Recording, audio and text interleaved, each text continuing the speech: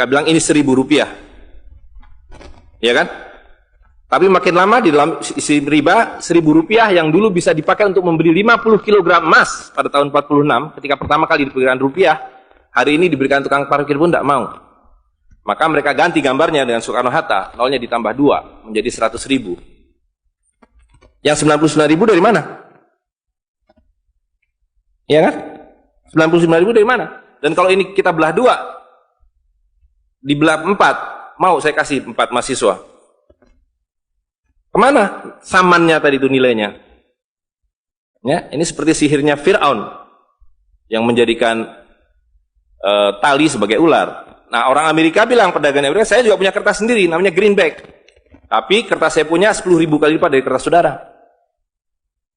Jadi kalau Bapak Ibu sekalian, adik-adik pergi ke Washington sana, ke New York, bawa uang 100.000. Belum tentu mahasiswa punya uang 100.000 kan? Harus bekerja 2 hari untuk mendapatkan uang 100.000. Pergi ke Washington, saya mau beli Coca-Cola 1 botol. Apa mereka bilang?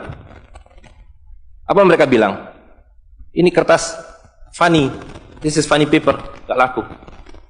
Tapi siapapun datang ke Ternate dengan $100, you punya cengkeh, berikan pada saya. Saya mau beli, you punya Coca-Cola, tapi saya minta 1 truk. Apa yang kita lakukan? Kita berikan Coca-Cola 1 truk, karena mereka bilang, mereka bisa yakinkan kita, selembar kertas mereka 10.000 kali lipat dari lembar kertas kita. Dan mereka bilang, kita punya kertas tidak laku, mereka punya kertas laku di seluruh dunia. Betul nggak? Dengan cara itulah seluruh cengkeh Ternate habis. Pala Ternate habis. Seluruh kekayaan Ternate habis, hanya diganti dengan byte komputer. Dengan cara itulah kemiskinan dan pemiskinan dilakukan oleh para bankir. Jadi banking is crime and bankers are the criminal. Dengan sihir ini. Ya. Nah, dan ini baru satu fase. Saya minta satu tahap lagi untuk menjelaskan dengan uang kertas yang sudah merupakan kezoliman ini, ya, itu menjadi berlipat ganda zolimnya melalui banking system, di mana ini digelembungkan. Kalau tidak ada bank, kalau saya punya uang 100.000 dipinjam oleh Ustadz Nur, maka uang saya habis. Saya akan memiliki kembali kalau dikembalikan. Tapi dengan banking system, kalau uang ini saya hutangkan, dia beranak pinak 20 kali lipat. Uang 100 miliar kalau ditaruh di bank, maka bank detik itu mencatatkan dalam bukunya punya uang 100 miliar. Betul nggak? Dan itu dilegalisir oleh pemerintah, bahwa you boleh mengakui itu sebagai milikmu. Dan bagi bank, uang titipan ini liability, maka dia harus sewakan, dia harus pinjamkan dengan bunga kepada orang yang mau beli rumah tidak bisa beli rumah, mau beli mobil tidak bisa beli mobil. Jangan khawatir, saya beri kredit, tapi harus tahan 10% untuk cadangan, ya kan? Dan semua orang dibikin miskin. Misi pokok bank adalah membuat semua orang miskin, supaya tidak mampu membeli apapun kecuali berhutang melalui bank. Maka ketika 100 miliar ini diterima bank, maka dia bisa mengutar itu 20 kali dengan bunga katakanlah 10%. Maka dia akan mendapatkan dari bunganya saja 180 miliar. Jadi kalau bank bilang saya ngasih bunga hanya 10%, dia akan dapatkan 200%. Dan dari pokoknya yang dia putar itu, maka dia akan dapatkan 20 kali 90 miliar. Coba lihat, maka terciptalah uang 1,9 triliun, hampir 2.000 triliun. Padahal uangnya berapa tadi? 200 miliar. Yang 1,8 triliun dari mana? Angin, sihir. Tidak ada. Itu sebabnya setiap bank dijaga oleh satpam, supaya mengesankan bahwa di bank ada uang. Tidak ada uang di bank. Itu kenapa setiap pegawai bank pakai jas, pakai dasi, supaya orang yakin bahwa uangnya dijaga dengan baik, karena di situ tidak ada uang. Dan itu sepenuhnya pengelabuan. Jadi bank itu adalah arisan berantai. Kalau kita datang mengambil uang, tapi orang bisa bilang, tapi kalau saya ngambil uang di bank kok ada? Uang siapa yang diberikan? Uang Anda sudah nggak ada. Jadi orang percaya bahwa bank adalah tempat yang paling aman menyimpan uang. Bank adalah tempat paling tidak aman menyimpan uang. Belum Anda keluar dari pintu bank, uang Anda sudah nggak ada. Membuktikannya gampang. Datang pada hari yang sama, minta saya mau ambil uang saya hari ini. Potong telinga saya kalau Anda dapat uang, kecuali 10% dari nasabah. Bisa dipahami? Ya. Uangnya tidak ada. Itu. Nah, tapi yang perlu dipahami adalah akibatnya. Kalau kita tadi punya uang 100.000, di sini ada satu handphone, maka berapa harga handphone ini? Ceteris paribus kata ekonom. Maka harga handphone ini ada 100.000, ya kan? Tapi ketika ini digelembungkan menjadi 2 juta, sementara sumber daya alamnya tetap, berapa harga handphone ini? Menjadi 2 juta. Dan itu mereka bilang inflasi. Jadi inflasi adalah kebohongan. Lihat ya, dulu ketika Republik Indonesia didirikan, uang yang pertama dicetak adalah 1 sen, paling besar 100 rupiah, 600 rupiah. Uang 1000 pernah didesain tapi tidak dicetak karena terlalu besar. Karena dengan 1000 Anda sudah dapat beli emas setengah kilo. Pada waktu itu 1 gram emas hanya 2 rupiah. Dan mereka berjanji, jangan khawatir, setiap rupiah saya jamin dengan 1,5 gram emas. Sampai sekarang itu berlaku Undang-Undang tahun 46. Nah tapi lihat, karena uang kertas itu sihir, dicetak makin banyak, nilainya merosot. Bebeknya mah tetap, cengkehnya tetap, palanya tetap, tapi nilai uangnya yang merosot. Maka mulai tahun 52, ini pertama kali by the way, ini Bank Indonesia baru muncul tahun 52. Bank Sentral Republik Indonesia itu bukan Bank Indonesia, dulu namanya BNI 46. Tapi Belanda tidak mau. You mau merdeka, you mesti nurut saya. Hentikan BNI 46, ganti dengan bank saya, The Jeffers Bank, menjadi Bank Indonesia. Dan hentikan uang Republik Indonesia, ganti dengan uang saya, Guilders, yang kemudian berubah menjadi uang Bank Indonesia. Oke? Nah, begitu muncul tahun 52, rupiah sudah mulai tidak laku. Dibikinlah uang 1.000 rupiah. Ringkas cerita, tahun 57, uang 1.000 sudah mulai tidak laku. Dibuatlah 2.500 rupiah. Dibuatlah uang 5.000, pertama kali muncul 64, uang 10.000 rupiah. Pak Karno bilang kita sudah terlalu miskin. Maka uang 1.000 digunduli menjadi 1 rupiah yang disebut senering. Tapi tidak lama kemudian muncul lagi. Karena uang kertas adalah penipuan. Worthless. No value. Ringkas cerita, Pak Harto dibilang berhasil dalam pembangunan, dia bikin uang 50.000 rupiah. Dengan gambar Pak Harto dan kapal terbangnya. Tapi inilah ilusi yang lain. Inilah sihir yang lain. Semakin besar uang Anda bukan semakin kaya. Semakin uang besar Anda berarti semakin miskin. Bisa diikuti? Maka ketika terjadi krismon, rupiah makin tidak laku, harus dibikin uang 100.000. Dan sekarang uang 100.000 sudah mulai tidak laku. Ibu-ibu sudah komplain kalau pergi ke pasar dengan 100.000. Betul nggak, Bu? Sudah tidak bisa beli apa-apa ini. Maka mereka dua pilihannya. Pilihan pertama adalah mereka akan mencetak uang 200.000, 500.000. Tapi tidak mungkin. Komputer sudah nggak bisa menghitung. Kalkulator nggak bisa menghitung. Hang. Terlalu banyak nolnya. Pilihan kedua adalah digunduli nolnya, redenominasi. Jadi redenominasi itu bukan untuk mengatasi inflasi, tapi untuk menutupi inflasi. Jadi itu adalah pengelabuan di atas pengelabuan, di atas pengelabuan, di atas pengelabuan. Gitu.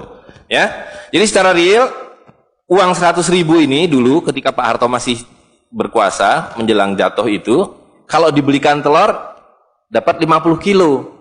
Masih ada yang ingat gak, Bu? Kali ibu-ibu ingat pasti. 1 kilo telur harganya 2.000 rupiah. Begitu Pak Harto jatuh, dibilang ini gara-gara krismon, uangnya sama, walaupun ini belum ada waktu itu, karena ini masih 50.000 aja udah besar waktu itu. Uang yang sama dengan telur yang sama, tiba-tiba dibawa ke pasar, saya mau beli telur. Bu, hari ini tidak dapat 50 kilo lagi, hari ini cuma dapat 13 kilo. Karena daya belinya, telur sekarang 7.500. Dan hari ini, kalau di pasar Ternate berapa, Bu, harga telur sekilo? Hari ini.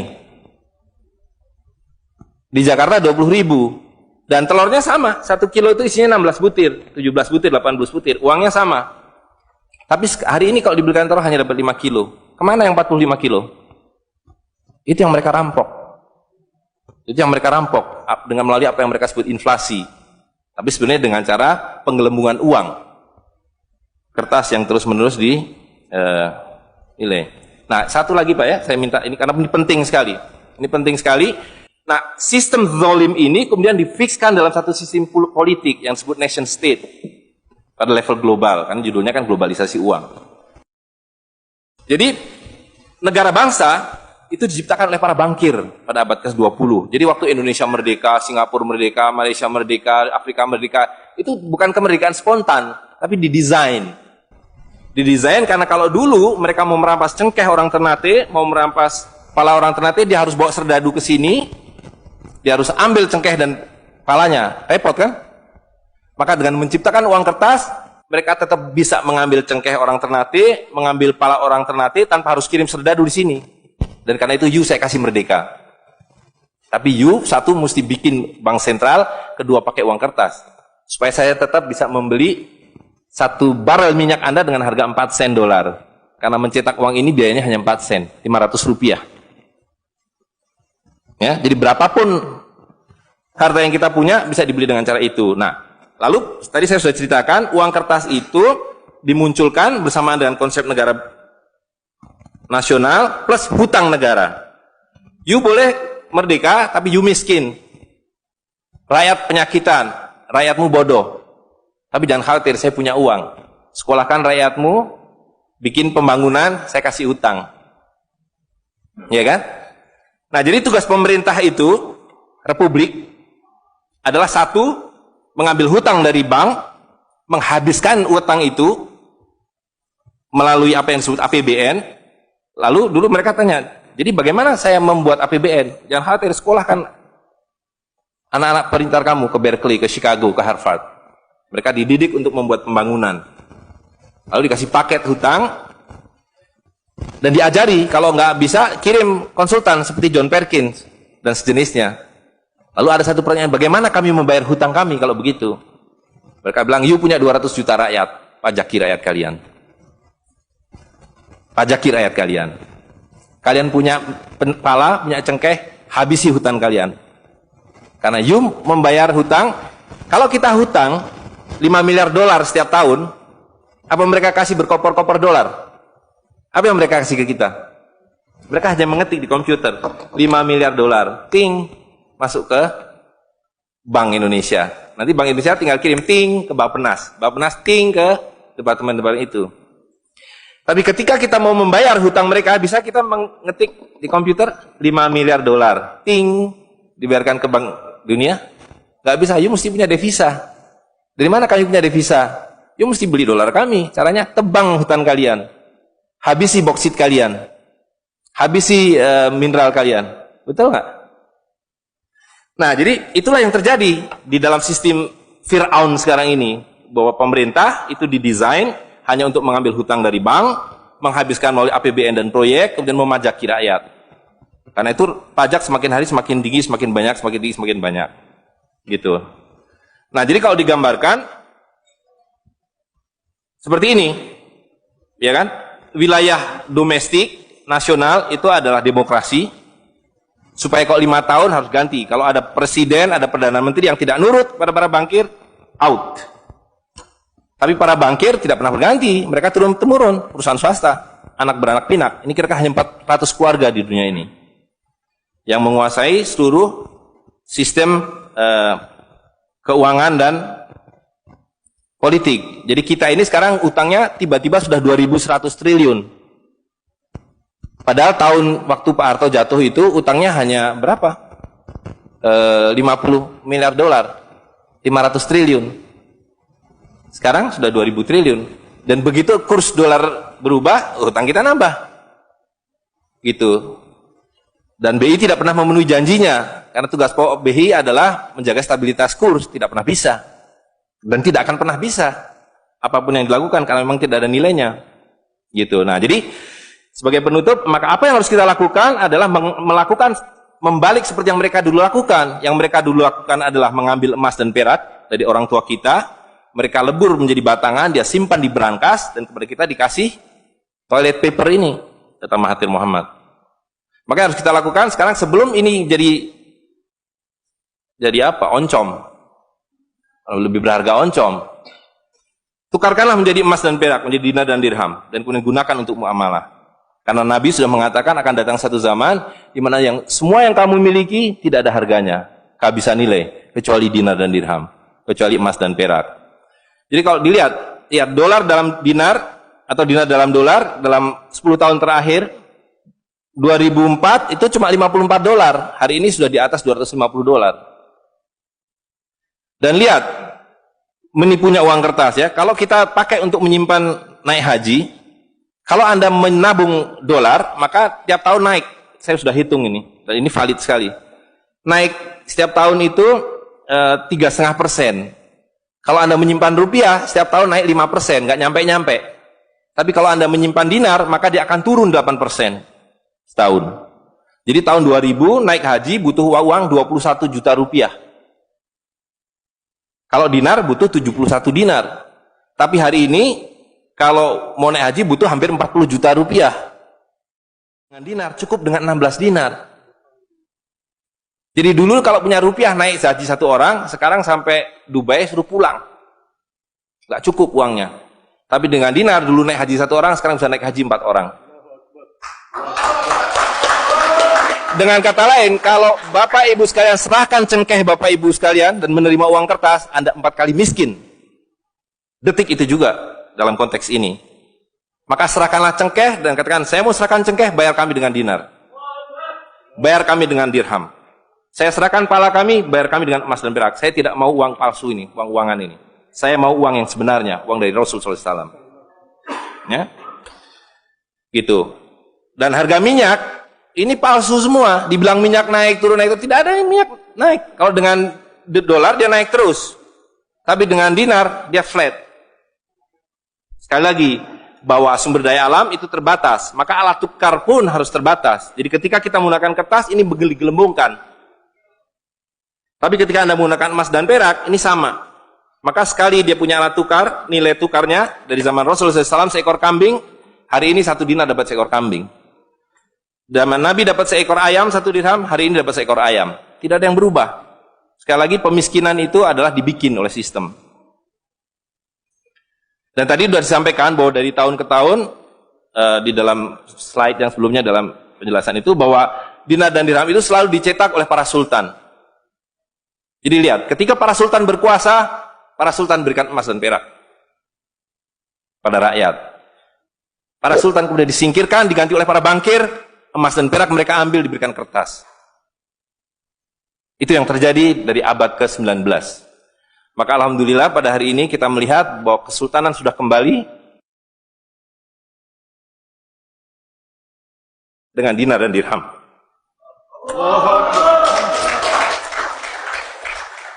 Dan ini adalah awal berakhirnya sistem riba. Ini adalah awal dari janji Allah SWT, yamhaqwahu riba wa yurbi sodakotan. Aku suburkan sedekah dan aku hancurkan riba. Kehancuran riba ditandai dengan seperti apa yang dikatakan Nabi, kehancuran mata uang kertas. Suka atau tidak suka, terima atau tidak terima, ini adalah awal kehancuran. Dan karena itu yang harus kita lakukan adalah supaya kita tidak ikut hancur di dalamnya, kita song-song kembalinya dinar dan dirham. Dan itu berarti kembalinya sultania. Dan Ternate adalah awal dari kembalinya dinar dan dirham dan sultania bersama dengan Kesultanan Cirebon, bersama dengan Kesultanan di Sulu. Jadi sekarang sudah ada 3 sultan yang mencetak kembali dinar dan dirham. Dan ini akan mengawali kembalinya dinar dan dirham di seluruh dunia. Jadi kalau pada abad 15, abad 16, abad 17 bangsa Ternate sudah sampai ke Madagaskar, sudah sampai ke negeri atas angin di Spanyol, maka pada abad 21 kembali Ternate sampai Spanyol. Ternate sudah kembali sampai Afrika Selatan, sudah sampai Eropa melalui dinar dan dirham yang berlaku di seluruh dunia. Orang Amerika tidak bisa mengatakan emas saya 5 kali lipat dari emas saudara, tidak bisa. Emas kami dari Ternate sama harganya dengan emas kalian. You 1 dinar, kami 1 dinar. You 1 dirham, kami 1 dirham. Itulah keadilan. Ya. Jadi karena itu Bapak Ibu sekalian, yang terakhir sekali saya ingin sampaikan, dinar dan dirham yang kita bicarakan ini tidak ada artinya kalau berhenti hanya di dalam ruangan ini. Dinar dan dirham harus segera berkemerincing di kota Ternate. Dan Anda semua yang harus memulainya. Tadi 2 orang sudah menyatakan diri sebagai relawan Jawara, jaringan wirausahawan dan pengguna dinar dirham Nusantara. Maka dalam waktu sebentar, insya Allah di Ternate, dari 2 orang ini akan menjadi 2.000 orang yang menggunakan dinar dan dirham. Ya, dari 2.000 akan menjadi 200.000. Seluruh penduduk Ternate menggunakan dinar dan dirham. Dan Kanjeng Sultan dari beberapa waktu yang lalu sudah mulai membagikan zakat dalam dirham. Jadi di Ternate itu sekurangnya sudah ada 1.000 orang memiliki koin dirham yang dibagikan oleh Sultan. Dan itu adalah awal. Ini baru awal, dari kembalinya Islam dan berakhirnya kezaliman. Jadi sekali lagi Bapak Ibu sekalian, marilah segera ya ular-ular Fir'aun itu kita akhiri dengan cara yang sangat mudah, yaitu kita mentaati perintah Allah SWT. Allah SWT mengatakan wa halalul bai' wa harramar riba. Aku halalkan berdagang dan aku haramkan riba. Dan uang kertas adalah riba par excellence. Di dalam uang kertas ini ada 2 riba sekaligus. Ya, jadi saya kira itu saja. Saya mohon maaf mengambil waktu agak terlalu banyak, tapi ini penting karena supaya clear semuanya. Ya, karena ini baru pertama kali dibicarakan di Ternate. Demikian, assalamualaikum warahmatullahi wabarakatuh. Warahmatullahi wabarakatuh.